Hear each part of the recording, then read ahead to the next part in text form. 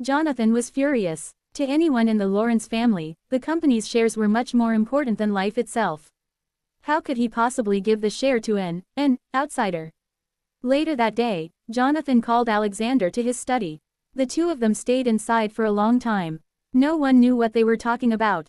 When Alexander came out of the study, the gloom on his face was as dark as the stormy clouds. Jennifer went up to him and asked, "Alex, what's wrong?"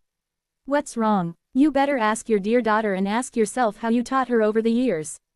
Alexander was angry. "Your daughter lashed out at Jean earlier and even said that the wedding with the Locke family is happening because we're getting 30 million from them. Now, Jean is using it against us and she wants father to give her 5% of the company's shares. Jean is full of herself. How could we possibly give her our company's shares? Not even Joshua had any." Jennifer was shocked. "I only have 10%, let alone the boy," Alexander said. "What did father say?" Jennifer asked out of concern. "What else? The wedding is around the corner. We can't turn down the deal now," Alexander said with gnashing teeth. He wished he could strangle Jean with his bare hands. Father said yes. How could he say yes? If we agree to give Jean the shares this time, she'll ask for more. Jennifer was in disbelief. "Or else you'll have to tell Jasmine to marry Thegis instead," Alexander said. Jennifer was silenced. "That girl, what's wrong with her? She's always so tender and kind, why must she lash out at Jean like that?" Alexander could barely contain his anger. It must be Jean who made her angry. Jasmine has always been a kind girl but Jean has been too much lately. You better watch Jasmine, don't let her cause any more trouble before the wedding happens. I'll let her off this time but there won't be a next time. Once Jean's wedding is over, I'll make her give us back the shares that she asked for," Alexander said angrily. Jennifer remained quiet. Alexander was already furious. Talking more would only make him angrier. Jennifer squinted her eyes. She thought she could let Jean be arrogant for a while since the wedding would mark the end of her life but now, things had changed. She could no longer let Jean have it her way. Ellipsis. On the same night, Jean received 5% of the company's shares from Jonathan. Everyone else was in the house. When she received the agreement from Jonathan, Jean's smile became as bright as the sun. The brighter her smile, the angrier Jasmine became. She wanted to rip those lips off Jean's face.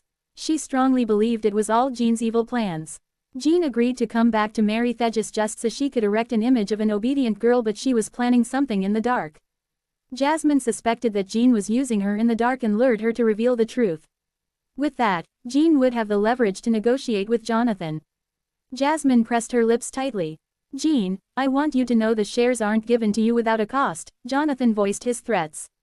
"Don't worry, I know what to do now that I have the shares." "Good, grandfather," Jean said. "Speak. I thank you for the shares but as far as I remember, you're not the one who insulted me today," she said.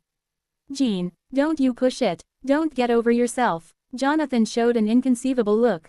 "I just want Jasmine to apologize to me," Jean said frankly.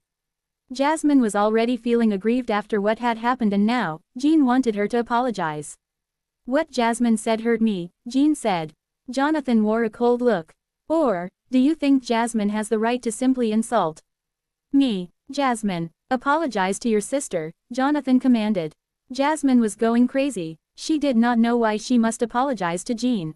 "Apologize," Jonathan bellowed. Jasmine was shaken once again. Even Jennifer tossed a meaningful gaze at her, signaling her to obey her grandfather. Jasmine wanted to kill Jean if she could. Tears rolled down her cheeks as she muttered, "I'm sorry."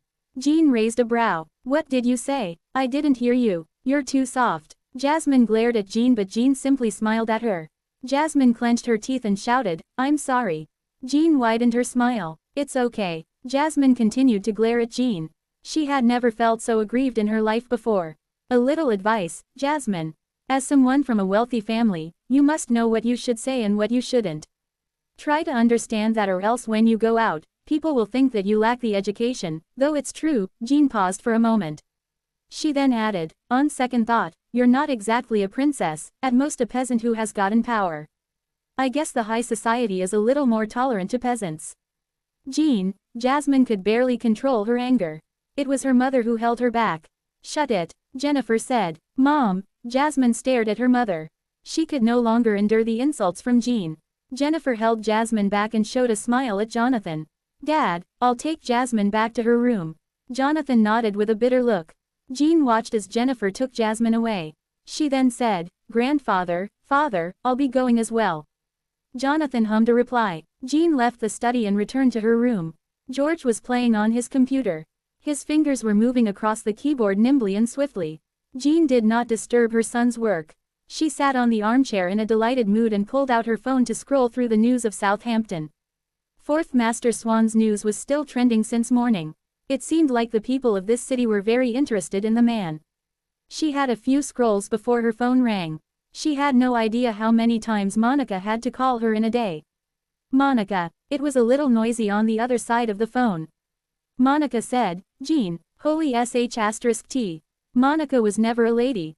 She practiced high society etiquette but never used them. "Guess who I just saw in the club? Dr. Jones." "Why are you talking about him?" Monica was vexed. Jean chuckled. "I saw Thegis, that prick." "What the hell, man, you guys are engaged and he's still hugging two girls in his arms and dancing on the floor. What the FCK? Are you coming down here to catch him in the act?" Monica questioned her friend. "I'll pass." Jean rejected the thought. She had nothing to do with Thegis anyway. Why would she want to waste her time on someone irrelevant to her plan?